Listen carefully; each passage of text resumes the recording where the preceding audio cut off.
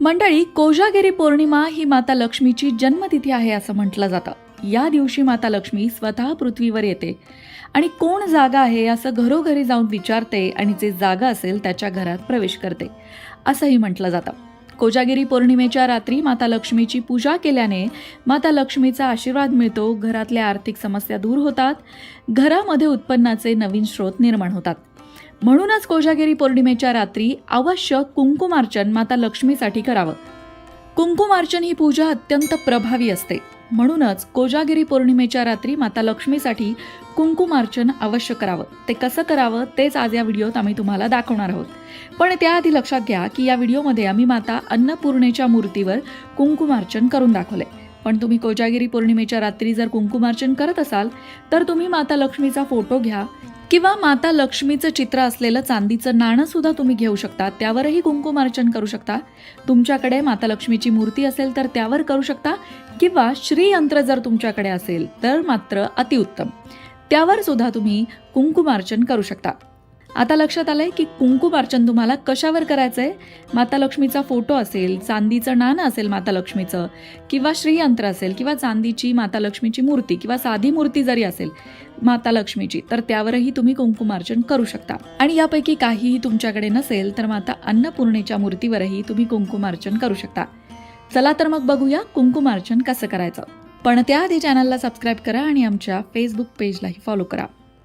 चला तर मग सुरुवात करूया. कुंकुमार्चन करण्यासाठी मी याप्रमाणे तयारी केली आहे. इथे मी ताम्हण घेतलंय, फुलांनी ते सजवून घेतलंय. हा खाली चौरंग मांडलाय आणि या चौरंगावरती मी लाल वस्त्र टाकून घेतलेलं आहे. त्याचबरोबर तेलाचा दिवा सुद्धा घेतलेला आहे. कुंकुमार्चन पूजेची सुरुवात आपण गणेश पूजनाने करणार आहोत. तुम्हाला माहिती आहे की प्रत्येक पूजेआधी आपण गणेश पूजन करत असतो. ही सुपारी मी घेतली आहे गणपती म्हणून, ती इथे स्थापित करणार आहे. आणि या गणपती बाप्पाला आपण पंचामृत स्नान आणि शुद्धोदक स्नान घालणार आहोत. सगळ्यात आधी शुद्धोदक स्नानम समर्पयामी, त्यानंतर पंचामृत स्नानम समर्पयामी, पंचामृत स्नानम समर्पयामी, पंचामृत स्नानम समर्पयामी, त्यानंतर तीनदा शुद्धोदक स्नानम समर्पयामी. या प्रकारे गणपती बाप्पाला स्नान घातल्यानंतर इथे मी छोटंसं आसन मांडून घेतलंय.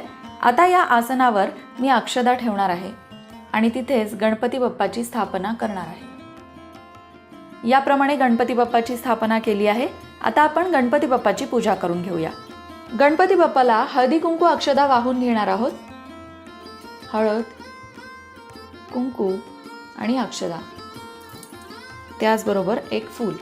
ओम गण गणपतये नमः मनोभावे नमस्कार करायचा. आता ज्या प्रकारे आपण गणेशाला अभिषेक केला त्याच प्रकारे आपण माता अन्नपूर्णेला सुद्धा अभिषेक करणार आहोत. शुद्धोदक स्नानम समर्पयामी, पंचामृत स्नानम समर्पयामी, पंचामृत स्नानम समर्पयामी. पुन्हा एकदा शुद्धोदक स्नानम समर्पयामी. अन्नपूर्णेच्या मूर्तीला अभिषेक झाल्यानंतर तिला ताम्हणामध्ये स्थापित केला आहे. आता आपण अन्नपूर्णेची पूजा करणार आहोत. हळद, कुंकू आणि अक्षदा अर्पण करणार आहोत. हे सगळं करत असताना तुम्ही तुमच्या कुलदेवतेचा जप करायचा आहे किंवा तुम्ही श्री सूक्त सुद्धा म्हणू शकता किंवा आई जगदंबेच्या वेगवेगळ्या रूपांची नावं सुद्धा घेऊ शकता, नामस्मरण करू शकता. फूल अर्पण करायचं आहे. आता सुरुवात करायची आहे कुंकुमार्चन करायला.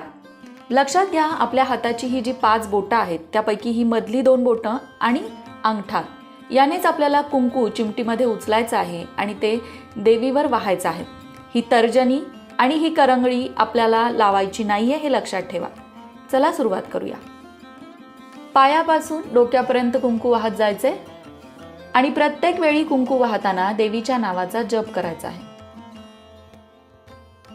सर्वमंगल मांगल्ये शिवे सर्वार्थ साधिके शरण्ये त्र्यंबके गौरी नारायणी नमोस्तुते. या देवी सर्वभूतेषु मातृरूपेण संस्थिता. नमस्तस्ये नमस्तस्ये नमस्तस्ये नमो नमः. कुंकुमार्चन करताना तुम्ही एक खास मंत्र सुद्धा म्हणू शकता. तो मंत्र याप्रमाणे आहे. ओम ऐं ह्रीं श्रीं क्लीं चामुंडाय विच्चे.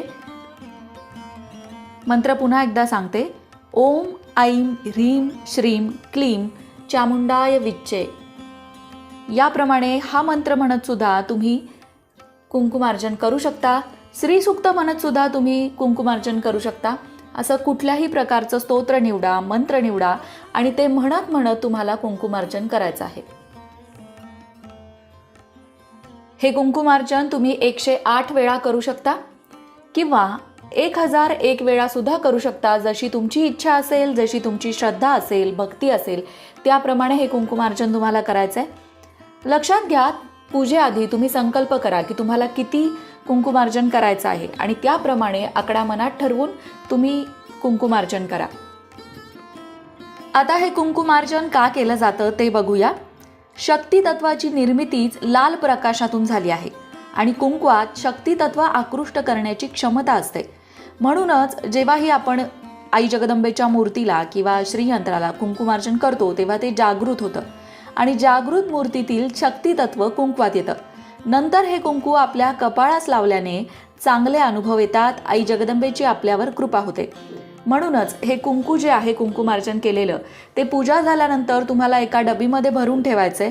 ते पुन्हा कुठल्याही देवतेला वाहायचं नाहीये हे लक्षात ठेवा.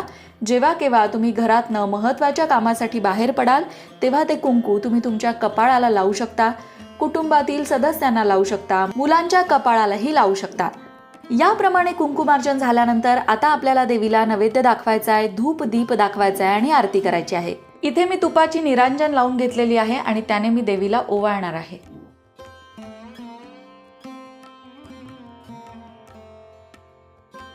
त्याचप्रमाणे धूपही ओवाळणार आहे. आता नैवेद्य दाखवण्यासाठी इथे पाण्याचं मंडल करून घेणार आहे. त्यावर पंचामृत ठेवणार आहे आणि फळं ठेवणार आहे. तुमच्याकडे जी फळं उपलब्ध असतील ती तुम्ही घेऊ शकता. नैवेद्यम समर्पयामी, नैवेद्यम समर्पयामी, नैवेद्यम समर्पयामी. शेवटी डोळ्याला पाणी लावायचंय. याप्रमाणे झाली आपली कुंकुमार्चन पूजा. आता या कुंकुमार्चन पूजेसाठी जे जे साहित्य लागतं ते मी तुम्हाला दाखवते. कुंकुमार्चन करण्यासाठी मी इथे काही फुलं घेतलेली आहेत, हळदी कुंकू अक्षदा घेतलेल्या आहेत, त्याचबरोबर सुपारी घेतलेली आहे. सगळ्यात महत्त्वाचं अन्नपूर्णेची ही मूर्ती घेतलेली आहे. कुंकुमार्चन कशावर करायचं तर तुम्ही देवातली अन्नपूर्णेची ही छोटीशी मूर्ती सुद्धा घेऊ शकता किंवा तुमच्याकडे जर कुलदेवतेचे टाक असतील तर तुम्ही टाकांवरही कुंकुमार्चन करू शकता. त्याचबरोबर श्रीयंत्र असेल तर अतिउत्तम, श्रीयंत्रावर सुद्धा तुम्ही कुंकुमार्चन करू शकता. आणि यापैकी काहीच नसेल तर तुमच्याकडे जर कुलदेवतेचा फोटो असेल तर त्या फोटोवर सुद्धा तुम्ही कुंकुमार्चन करू शकता. कुंकुमार्चन करण्यासाठी आपल्याला सगळ्यात महत्त्वाचं आहे कुंकू. त्याचबरोबर तुपाची निरांजन घेतलेली आहे, अभिषेकासाठी आणि नैवेद्यासाठी पंचामृत घेतलेलं आहे, शुद्ध पाणी घेतलेलं आहे, त्याचबरोबर उदबत्ती घेतलेली आहे. देवीच्या नैवेद्यासाठी इथे काही फळं घेतलेली आहेत. तर मंडळी, या प्रकारे कुंकुमार्चन तुम्ही कोजागिरी पौर्णिमेला अवश्य करा. नक्कीच माता लक्ष्मीच्या कृपेचा अनुभव तुम्हाला येईल. कमेंट बॉक्समध्ये महालक्ष्मीचा उदो उदो लिहायला विसरू नका. अशाच प्रकारच्या माहितीपूर्ण व्हिडिओंसाठी लोकमत भक्ती चॅनलला सबस्क्राईब करा आणि बेल आयकॉनवर सुद्धा क्लिक करा, म्हणजे आमच्या नवनवीन व्हिडिओचं नोटिफिकेशन तुम्हाला मिळत राहील.